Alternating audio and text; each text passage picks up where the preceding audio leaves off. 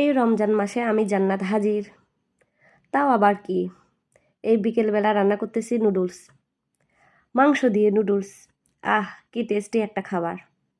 আশা করি এরকম মাংস দিয়ে নুডলস পাক করলে সবারই খেতে ভালো লাগে। আমারও কিন্তু খেতে দারুণ লাগে। কি বলেন আপনারা, ঠিক বলছি না? আর এই রমজান মাসটা বুঝতেই পারতেছি না যে রোজা কিভাবে কাটতেছে।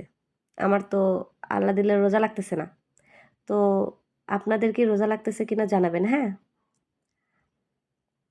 আমি গতবার রোজা করতে পারিনি প্রবলেমের কারণে।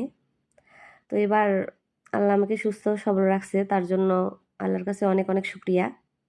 এবার প্রত্যেকটা রোজা করতে পারতেছি, তার জন্যে আল্লাহর কাছে হাজার হাজার লাখো লাখো কোটি শুকরিয়া। আলহামদুলিল্লাহ। তো আমি এখন মাংস কষাচ্ছি, দেখে কিন্তু জিভে জল আসতেছে, কি বলেন?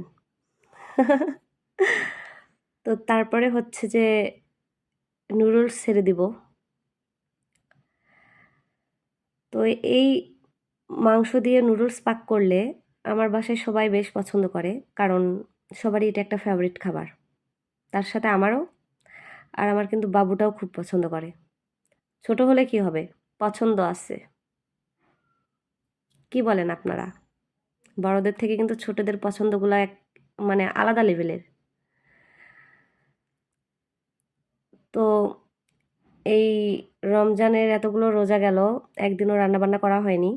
তো আজকে একটু শখ করে করতেছি, আশা করি ভালোই হবে।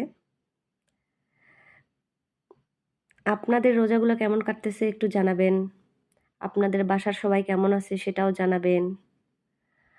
আপনারা কেমন আছে সেটাও জানাবেন, হ্যাঁ?